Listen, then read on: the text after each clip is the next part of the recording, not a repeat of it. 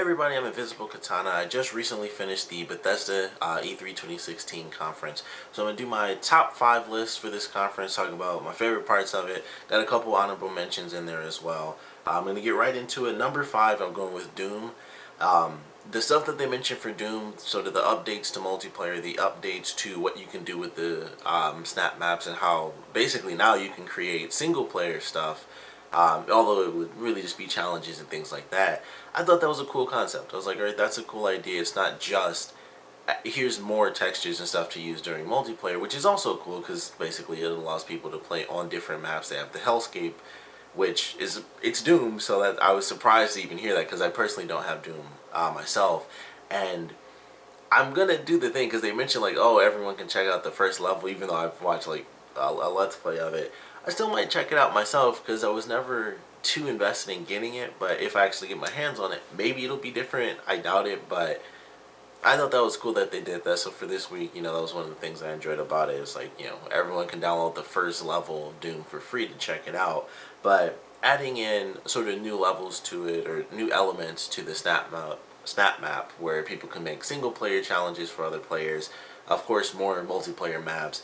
They announced some of the DLC adding new levels, which I thought was okay. I think the new demon was a much cooler reveal once that came into play. I was like, okay, well, the 2 levels are okay, that's cool, but you get a new creature that's one of those things where it's like, I might, buy that DLC if, I get to do something like that. So enjoyed that. I think they mentioned like 3 or 4, maybe even 5, new modes. They added like a new capture the flag mode was coming, and then I think they mentioned like 3 other different modes, including classic free for all. So I was like, all right, that's kind of cool, and it's just new modes for people to play, and I I don't believe they really mentioned whether or not the new modes were going to be free. I know they mentioned the DLC or the expansion, which obviously that won't be free. Or they didn't. I didn't hear free outside of the free level thing. I didn't hear free thrown around anywhere else. But I still think that's kind of cool. So the ability to create just crazy challenges for people, new elements for single player, at least gameplay. Maybe not like a whole crazy new story. But I thought that was a cool element to it. It seemed like some of the stuff they were doing for the snap map, especially for the single player, was like, you hit this one thing and it triggers this, because they had the thing with, it was like one switch and it looked like it had like 5 lines shooting out of it leading to other things. So it's like, alright, it's like you can make doors that unlock this thing and traps and stuff like that. So they added a lot of new elements. That's a huge deal. And if you can add that to multiplayer as well, that's also very cool. It kind of just unlocks new areas or changes, in a sense, changes the map as you're playing through it. So a lot of cool possibilities to that, which I thought were actually very entertaining. Number 4, and it's really weird, it was like, I was kind of debating whether to put it at 4 or switch it with Doom, but just thinking about it is what got me really excited. And actually, it was the Bethesda VR thing, and it was really simple. It was just like, it's not like VR is too new. It's been a thing, for the Oculus like the past year and a half, 2 years. That's been in development, so everybody was doing that and stuff, and now everyone's really getting into it now with, everybody's got their own version. Really, it's like, it's weird, like everyone just has their own version now. But I just thought it was cool. It was like, they're redoing Fallout 4, they're going to be doing Doom with it, and knowing those games, especially like Fallout 4 I actually have, so especially knowing that game and knowing what I've, based on what I've seen, the couple hours I've seen of Doom, that really had me excited. Like, man, of course the new games that are made for it to kind of show off like, oh, this is what you can do with a 3-dimensional view, that's cool, but just thinking about how that will look, for a first-person shooter like Fallout or Doom with, VR controls, that I just thought was amazing. Like, it just kind of got me like, man, I could just imagine what that would look like, especially Fallout 4, just because of how different the areas look and how colorful it is. Seeing that in first-person VR and being able to like move your head around and you look up at the sky and look down and you get your Pip-Boy and everything, just all those elements, I just thought, man, that has me really excited. I probably wouldn't get to play it because I'd have to buy the new version with the VR, but that just sounded very cool to me. So it was an odd thing. It was like, it was just an announcement of it, really, and it was just like, man, it just still gets me a bit more excited because just because of the VR prospects of it. And as much as I like what they did with Doom, still not the hugest fan of it, and I don't think anything's wrong with that. Just was like, it looks cool, but I was never one of those things where I was like, I gotta get it. But the VR thing I thought was really cool. Number three is a really weird category because it's not a new IP, but it's not a reboot. I don't know what you'd call this, but Prey. I loved that trailer. I thought it was really cool. Definitely creepy. It was like, alright, so he gets up, it's this, it starts off fairly simple. The first thing I thought was it's in space because he grabbed the suit, and I'm like, why is he grabbing a suit if he's like looking out, I thought he was looking over a balcony, but, I guess it was just a whole, image on a window. And I'm like, why is he grabbing this suit? Like, this must be in space, but it's inside a bubble, but they still have to wear the suits to, like, stay alive. He looks at his eye, then he goes out the door, and then it starts over again. I'm like, okay, it's about to get weirder because they do the thing where he looks at his eye and it gets redder. So I was like, all right, it's about to get really weird, and it keeps going, and then he wakes up, and these people are like, we gotta talk about some stuff, and then he's fighting these weird glob, black, I don't know if it was like pseudo smoke, pseudo slime sort of deals. So that was interesting, and they're coming after him, and he's fighting them off, and he's alone. It's not like they don't show a scene where he's fighting other people, but clearly he's on the run from those people, when he woke up during the one scene, when he, like, realizes, like, something weird is happening. And then we have the part at the end of it where it seems like it's him walking up to a mirror, and then he's still standing, but what seemed like was the mirror image is now sitting down. So I don't know what that means. That had me super excited. And then it's like, it's Prey, and I was completely surprised by that. So they aren't calling it Prey 2, and obviously we had Prey 1, so it's not really a reboot because it's clearly totally different, from the original Prey. But it just looked really good. I was like, I'm actually super excited for this. It looked really creepy. Clearly, with the weapons, it has action elements to it. I would hope that it's not just I'm fighting black, slime creatures. They kind of look like jacks, like when you play ball and jacks. They just look like those, but black and moving around. That's what I kept thinking. I was like, why am I thinking like slimy jacks? But hopefully there are actual human enemies in the game as well, because otherwise that might get a little weird unless they start to take more of a human, or at least a bigger form, because it's really just like, it would be like playing all of Half-Life and all the enemies are head crabs. That's what I was thinking. I'm like, I hope this isn't the only element, and I'm sure it's not because it's Prey. So I'm sure there's something extra to it. But as a premiere trailer for it, I was really excited. I was like, it had a really creepy tone to it, and it's clearly going to be very different than Prey. But they could obviously take certain elements from the original game. They might bring back kind of the walking on wall stuff and the portal deal, and maybe you take a couple of elements from what was supposed to be Prey 2 with the bounty hunter and space deal, and just kind of take some elements of that. There's clearly, something going on. It's either a society or it's just this one guy being experimented on. Maybe it's all aliens. Maybe it was never a person. They were just disguised as human beings or something weird like that. And whatever was going on at the end, maybe he was a clone. Like, there's just a lot of questions from that trailer that had me really excited. So definitely looking forward to Prey. I never played the original. So I'm curious to see what elements they do pick up from it. I know some of the stuff, like I said, the walking upside down because of the tracks they had and going through the portals and stuff like that. So I am excited to see what elements they take from the first game and what ideas they actually utilize from like the premise of that second game. So had me really excited. Thought that was actually very cool. Number 2 is actually the Fallout 4 stuff that was revealed. Really enjoyed that. I was watching this stuff on IGN, and it was actually funny going through this thing. Basically everything they talked about during like their pre-show, they mentioned, because they mentioned the Fallout 4 stuff, Nuka World, which I thought was cool. They mentioned how people were, found that little bit of code, like, oh, this probably means this, which it could have meant that, it could have meant nothing, but it actually did mean what they were talking about, which is what everyone thought. It's Nuka World. Whenever you put world after something really famous, it's like, well, it's probably going to be an amusement park, which actually has ties to a real-life amusement park, apparently, that was, like, built by Pepsi, which I'd never heard of.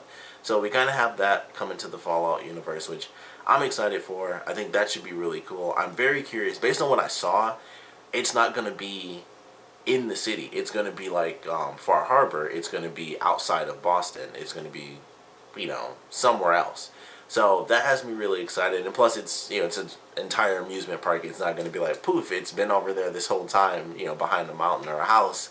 it's going to be in a different part. So it's the next, I would assume it's going to be the next big story campaign, and that has me pretty excited. I'm curious how they're going to do, how does Fallout 4 do the amusement park thing? Like, the world is destroyed and stuff, but it seemed like there were a ton of people, it was like an amusement park, and all that stuff, none of that, for the most part at least, excuse me, amusement parks aren't exactly electronic. It's mechanical. It's chains and stuff like that moving and cranks. So they could have working rides and all sorts of weird stuff going on. So that had me excited. They're adding lots of stuff to the workshop. They're adding like elevators and stuff. And some of that stuff I was like, okay, as soon as they showed elevators, the first thing I thought was, I've definitely seen that in mods already. So I was like, all right, well, that'll be added to games. That's pretty cool. I bought like the season pass before they did the price hike. That's kind of what made me get the season pass. It was like, we're adding so much stuff, we're actually gonna raise the price of the season pass. So I was like, I had a lot of faith in that. So I already bought the season pass, so I'm excited for the stuff they're adding. They have elevators. The track thing I thought was very interesting. That was kind of weird, in the conveyor belt stuff. I love that they, excuse me, had like Mama Murphy and the thing. I forgot what you call that, but like the lock. So that was funny. My favorite thing though, even more than the Nuka World, was building your own vault. Like when it first started, I was like, okay, that's really interesting. You can build a vault, and it's like having a house, but it looks way cooler because it's actually like contained inside of a vault. You don't see the outside world. It's whatever you built. And then it was like, oh, build the vault, and then it said experiment on the vault dwellers, and that had me insanely excited because there's so much craziness and just insane stories within the universe about how Vault Tech experiments on people, and now they give us that sort of weird morbid control. It was really cool, and it was like, man, that's gonna be disastrous. Like, I can imagine the videos that are gonna be made from that. So it just had me incredibly excited, and it's tons of stuff you could probably get in mods as well, but just a little bit different. I haven't seen anything where people have taken the assets of the actual vaults and built them, but I'm sure they've done that because now they have the actual creation kit. So I'm sure that's been out there. I have it for PS4, so I still don't have mods whatsoever just now. But they actually referenced it. They didn't say that there was going to be a date, but it was referenced early on, like, mods will be coming to PS4 soon. So I was at least happy to hear that. I was hoping that we'd get like a specific date now that Xbox One has it, but sadly we didn't get that. But I love the building vaults thing. I don't know. I was really curious, like, is it going to be you actually go underground? Because they showed some stuff where it was like, oh, you find a place and then you build a vault automatically underground. But can we like just poof, here's a manhole cover and then we make a vault out of that? Or I was curious how that was going to play out, because when it first happened, I was like, oh, we can build vaults, but it'll just, like, you walk out the door and turn around, it's like a giant vault is just sitting outside. So I'm curious how that's supposed to really work out, because people are going to build more than one vault, and they aren't going to want to destroy their previous vault just to build a new one. So it would just have to be like a ton of underground places and stuff like that. So it had me curious, but had me super excited, because it was like, well, we can be Vault Tech now and experiment on the people. So that had me really excited. It's like the one game out of this whole list I currently have, but I also just love Fallout 4, and just being able to make certain stuff I think is pretty cool, and the vault thing, really got me. So excited for that. Excited for Nuka World and wherever that's, supposed to be on the map. I've been to Boston like once. I don't know where a theme park is meant to be in relation to Boston, but I thought that was cool. So I'm looking forward to both those things, as well as some of the other stuff, just because we didn't have it before, without mods at least, elevators, and I don't even remember the second thing, honestly. There was something in between the elevators and the weird track thing. I think it was like build armor or something extra. It was a different type of armor, something like that. I don't even remember. It was just like, crap, build elevators, that's in mods, and then I completely missed the second thing. But excited about that. Of course, before I get to my number one, I have a couple of honorable mentions. Skyrim HD is coming. It's also going to have mods. I currently have Skyrim on Steam, so it was like, I'm not going to buy it again, but that's still cool for people that never did get it. I'm a little upset that I did, that I ended up not getting it or that I did get it.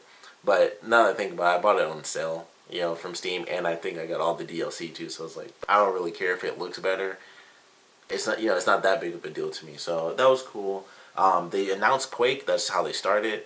Once again, one of the things that I was watching on IG, and they basically talked about everything that got mentioned. It was like, are we going to see Nuka World? They were talking about like, I'd love to see Quake, and that was the first thing that came up. Although they were just playing around like, I would love to see this and see that, and Quake came up. The only thing they talked about that didn't happen, I think, on IGN was like another Elder Scrolls. That was like the only thing that I think didn't actually happen. So that was funny. Elder Scrolls Online, random thing. They're launching in Japan, so I thought that was cool. The Dark Brotherhood DLC, I thought that looked pretty creepy. I like horror stuff, so that I thought was worth noting. And they changed a really fundamental thing. You can go anywhere in the world after the tutorial. I just thought that was really cool. I don't play that game personally, but I know for people that might not be in it or might still be at a lower level, maybe, that's a huge thing. It's like, there are no more restrictions. It's, you're in an MMO, just go wherever and, have fun with it. You might die, but, go wherever. So I thought that was actually really cool that they mentioned that. The last two that I have aren't really game-based, but I thought they were really funny.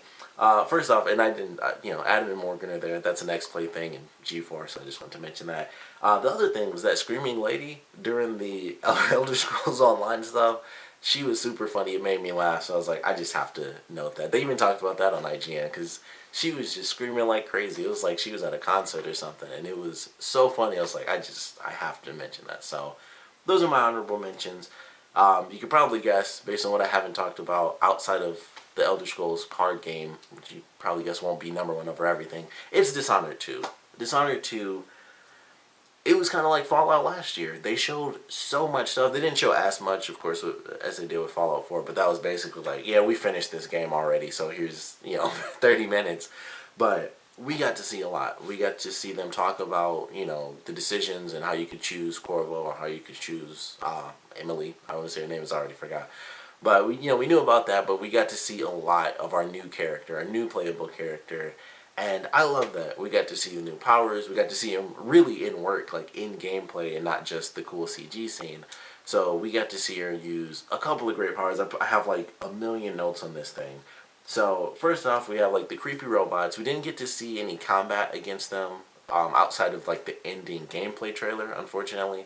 But I thought those looked really cool. The new engine is made for lighting as well as their like vertical design and stuff. So I feel like that opens up a lot of possibilities to each mission being really different. And I like that idea because they built the whole engine. They're not only going to do it for lights.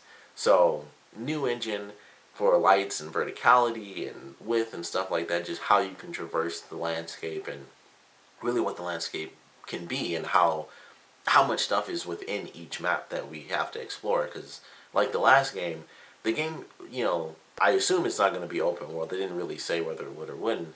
But each map was really, really wide. Like it was linear, but it was such, each level has such open maps. It's like, it's almost an open world game. A little bit it is. So if they do that and now they have it with a new system, that'll just be even better. So I'm looking forward to that. We got to see the move that is used to kind of whip to buildings and stuff like that. I believe it's called the long blink or something like that. Can actually be used to pull both weapons and enemies. So we see an enemy get pulled through the air and stabbed in the neck. That was really crazy to see. Characters actually have dialogue. There's dynamic weather or specific dialogue. So they actually note the weather when it happens. They have different takes on what's happening in each mission, and I can only imagine how that'll affect the end game, and if you choose to save everybody or kill everybody, and if you choose to play as one character and you kill everybody, what's the other character going to say? Or if you save everyone or just knock people unconscious, how does that affect what the other playable character says? And you switching back and forth throughout the game, and just a lot of different possibilities with that. So that had me excited. The new mesmerize ability, very cool. She just made a portal. Even the dog was hypnotized. Let's see, what was the other one? I forgot. It's Domino. That's the name of it. That was great. Where you just link people together, and then one person gets stunned, they all get stunned, and they showed it in the gameplay trailer, which I was hoping for. One person got killed, and 4 other people actually died the same way. Because I was wondering, like, would they actually die, or would they just be wounded, or is it like exactly what happens? Because they could have done that where it's like, oh, the first person gets hit, but other people aren't as damaged. They're like weakened but not killed, but the stun thing is different, so they still get stunned. But it was like, nope, they died. They all die. I heard that apparently you have the ability to make a clone for Emily as well, and she can domino her own clone to people and kill the clone and kill them, which, as they mentioned, sounds a little overpowered. This was IGN after the fact, but that still sounds super freaking sweet. That's just a great freaking thing. Oh, the time jump puzzle thing, I hope that shows up more than once. That I thought was great. You can't use your powers because things have just been so crazy because of an occult thing. So you have to use the Outsider's time looking watch or whatever. I forgot what they called it, but you can see both times at once and kind of look through the panels and see where you are. And like she killed a guy and then watched the other guards see him and stuff like that. I was like, that's really cool. So I hope that shows up more than once. But it could just be one, really cool, unique level where it's like you can't use your powers. You can jump through time though. So that was great. It's hard not to make the number one. They showed so much. Love the first one. I might pre-order this just to get the first one because my friend let me borrow it and I beat it. But I wouldn't mind having it myself. Plus the definitive edition is remastered with the DLC and stuff too. So I may or may not do that. I'm still not 100% sure. But definitely enjoyed this conference. Looking forward to tomorrow. Of course, definitely want to know what you guys thought about this conference. So please comment below. Let me know your favorite parts, your least favorite parts. Rearrange my list. Make your own list. Whatever you guys want to do, I definitely want to know. And of course, thanks for watching.